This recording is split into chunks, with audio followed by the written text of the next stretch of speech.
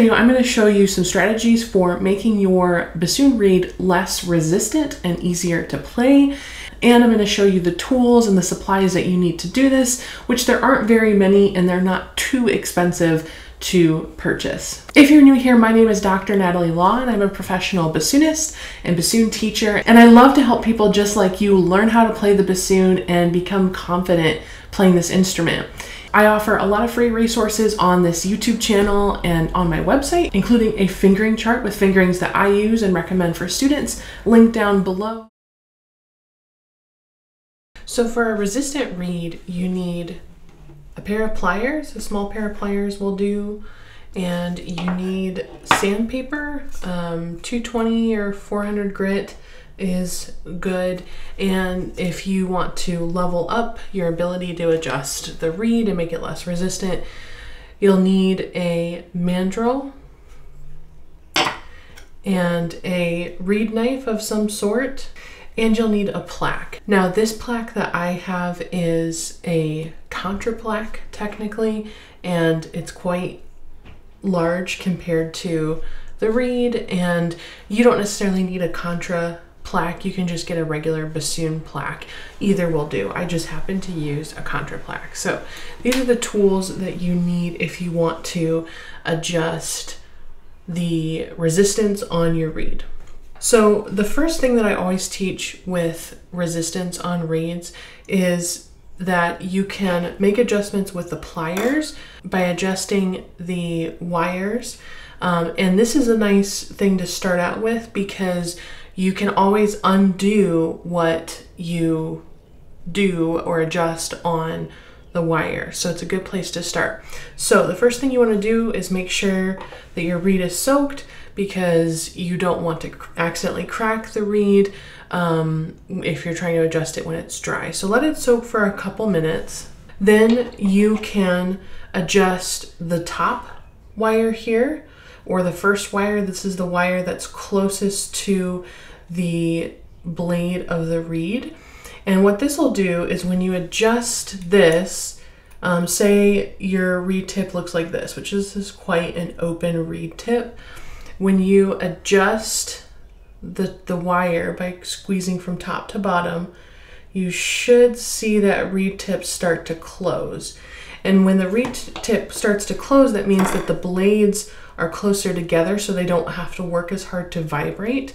And so therefore it should be less resistant. So that's a very simple thing that you can do to quickly decrease resistance and not make any dramatic changes on your reed. Now, you can also adjust with the second wire or the middle wire on the reed. It does the opposite of the first wire. So the first wire, what I just did was I squeezed from top to bottom and that closed the tip of the reed. Consequently, if you squeeze from side to side on the wire, that will open the tip of the reed. The second wire is exactly opposite. If you squeeze from side to side on the second wire, it will close the tip of the reed a little bit, but it will also open the tube of the reed, or make the tube more circular on the inside. Or if you squeeze from top to bottom on the second wire reed, then that will actually flatten out the tube of the reed a little bit and actually open up the tip a little bit. So just know that if you're making adjustments to the second wire, know that it's not only affecting the tip, but it's affecting the tube of the reed as well. Typically, the more round that a tube is, the more resistant it will be, and typically the flatter it is, the less resistant it will be, but there's other factors influencing that as well. So just kind of play around with squeezing the wires top to bottom or side to side and see if that affects the resistance. Now the second step to reducing resistance on your reed is using sandpaper, and this will actually remove a tiny bit of cane from the reed. The easiest and simple way to use sandpaper to remove resistance is to lay the sandpaper on a flat surface and to take your reed and hold it at a 30-degree or so angle like this and support the reed, and then pull the reed straight back. You don't want to go back and forth, you just want to pull it straight back. And then whatever you do on one side, you want to do to the other. So do the same thing. And what that does is it removes a little bit of what's called the leading edge of the reed, and it will make the initial response on the reed a little bit easier to play because you've removed some of that cane. This is a really light adjustment that you can make to reeds, and it's not going to make dramatic adjustments. So if you're dealing with, if you feel like you're playing on a 2x4 essentially, then you're going to have to do more adjustments than just the sandpaper. But doing this as the initial go-to is going to reduce the initial resistance on the response. Another thing that you can do with sandpaper is insert sandpaper in between the blades of the reed, like so. And I have sandpaper, there's actually sandpaper on both sides of this. So when I insert it to the reed and I pull out, it will take a little bit of sandpaper off the inside of the reed. And that does essentially the same thing as what I was doing before, but just does it on the inside of the reed. You can also do that as well. So there's a couple things that you can do with sandpaper to make the reed a little bit less resistant.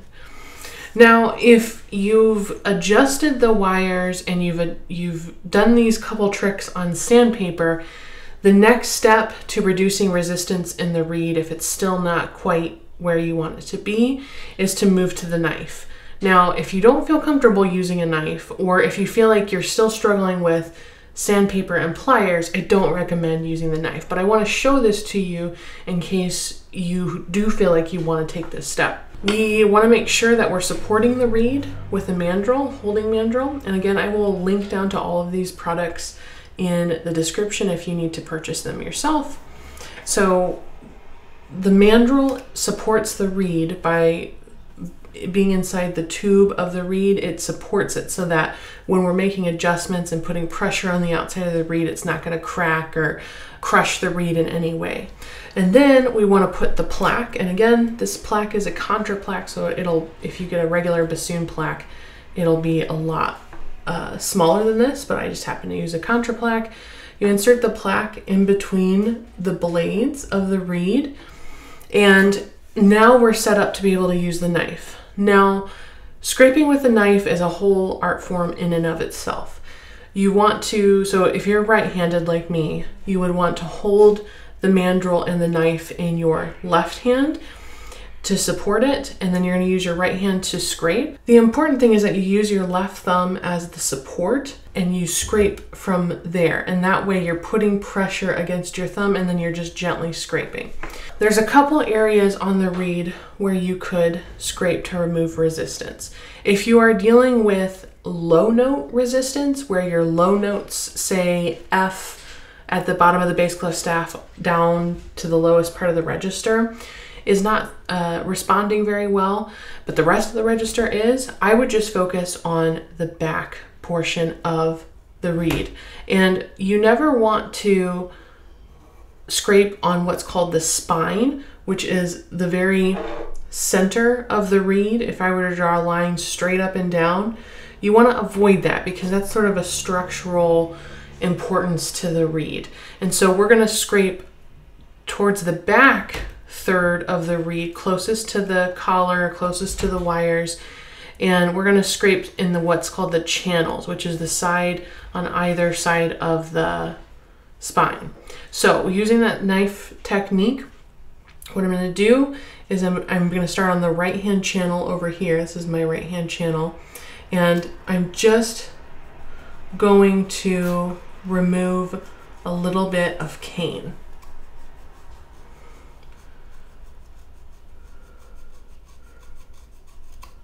And you can see that how much cane I've removed. That's what I've just scraped with the reed. I'm going to move that aside. And that's how much I've taken off. Now, if I've taken about that much cane off of that side, I want to do it to the other side, to the other channel. So I'm going to do the same thing.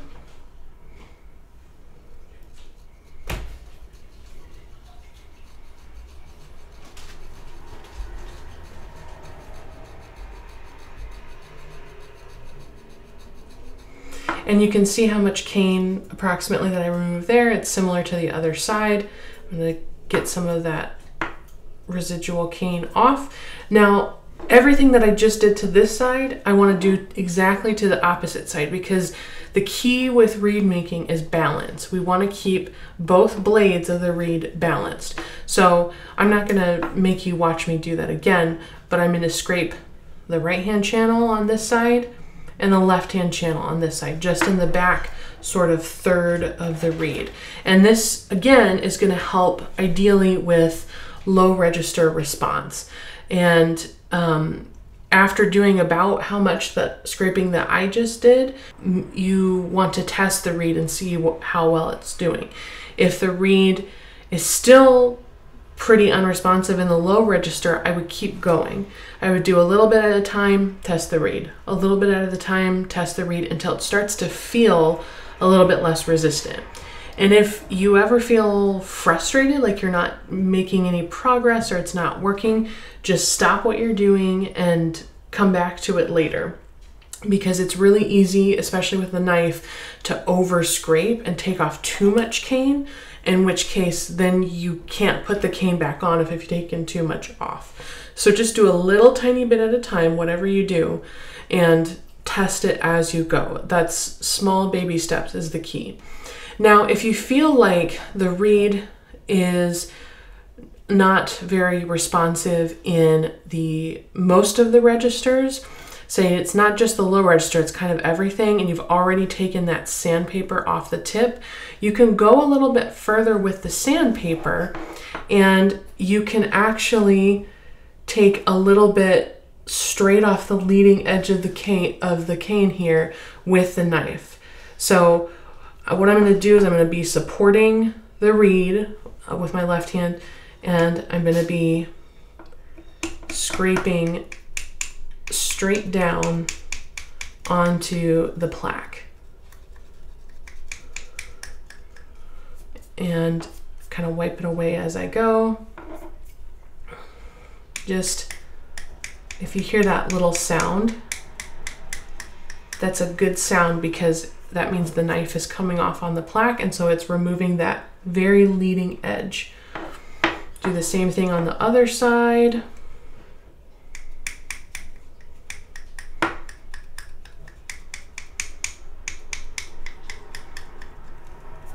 And what I'm doing is essentially the same thing that I did with sandpaper, but now I'm doing it with a knife, and so I'm taking more cane off, and it's a little bit more aggressive on the cane, especially if the reed is really not responsive. So a little bit of an intro to sort of reed anatomy. If I draw a line straight up and down, this is the spine. You want to avoid scraping on the spine. Now, when we were scraping on the back channels, we were maybe scraping in this area. These are the back channels that is really related to low note response. And you can also think about reed anatomy as there's this little, there are the corners up here where more cane has been scraped off because we need more response at the very front of the reed. So these are the corners. Sometimes rather than little triangles, this might look like a thumbnail depending on the reed style. This other section that's left are the reed channels. And so that's an area we could scrape into to remove cane. Now, this little thumbnail or little line right here before the tip of the reed, this can be called the resistance bump. And you can begin to remove a little bit of cane from the edge of the tip as it goes back towards the channels. If you were to look at this under light, there would be a little ridge right here, and this ridge is needed. You need a little bit of resistance in the reed to help maintain some control, but a lot of times there's a little bit too much resistance. And so what we want to do is we want to just lighten this little resistance bump. We're not really focused so much on taking a lot of cane off It's more about just making the gradation of cane from the tip towards the channel a little bit less of a stark contrast. So what I'm going to do is, if I want to scrape into that resistance bump, I'm just going to kind of go side to side here very gently. In fact, it's helpful to draw those lines on the cane because it kind of helps guide your knife marks. Now you can see the cane I've started to remove, and you can see my pencil line is starting to disappear on that right side. That's good because I'm starting to remove some of that resistance bump. I'm going to do the same thing on the left side. Now, for me, I find it easier to, when I'm scraping at this particular angle, to take the mandrel out and just hold it in my hand, but you don't have to do that because I like to be kind of like right here, right in the reed, supporting it. So I'm going to be scraping at this kind of opposite angle on the left hand side to be able to get right in on that resistance bump on the left side. So I'm removing a little bit of cane, and I'll leave the shavings on there so you can see about how much cane I've removed. And so everything that I've done on this side, now I would need to go over and do on this side. So if you find it helpful to mark kind of like I did with a pencil, that's a really good place to start, because then you make sure that when you're removing cane, you're removing it in the right place, because the pencil mark will begin to disappear.